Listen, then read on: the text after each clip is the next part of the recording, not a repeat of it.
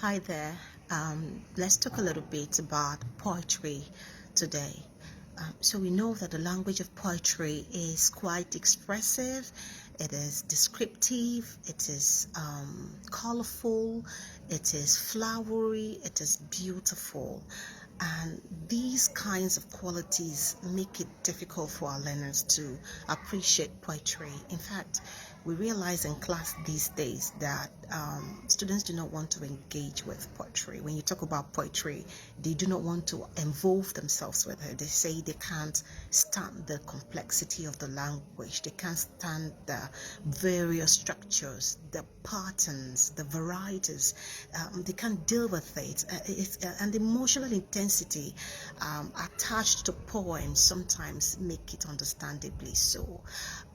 But there is a way we can unpack this mystery and demystify poetry. One way we can do that is by letting our learners to understand the differences between the denotative meaning of a word and the connotative meaning of a word. All right. So the denotative meaning of a word is its literal meaning, what the word means. So you find it in the dictionary, this is what it means. That is the denotative meaning. Let's look at an example. Green. Green could just mean the color green, okay? Could just mean plants, could just mean the traffic light green, which means go. All right. Well, denotatively, that is what it means. But when it comes to the connotative meaning, it is the emotional, the cultural, and personal associations attached to a word.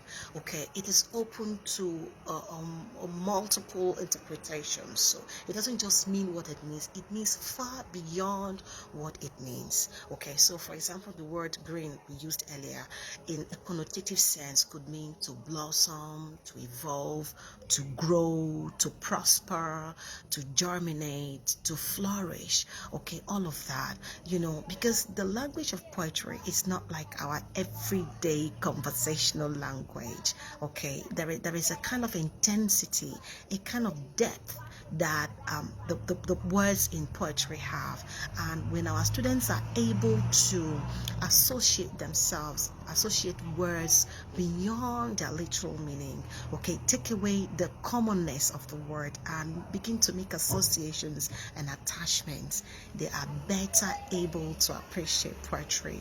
Because look, poetry is beautiful. It's beautiful when you know it. But if you feel that it's difficult, then it could become difficult. But as teachers, we have a duty to unravel this. And if you follow this simple step, let them understand the denotative and connotative meaning, your learners are on the way to becoming good writers of poetry. Makes it easy peasy, doesn't it? All right, try it. Goodbye.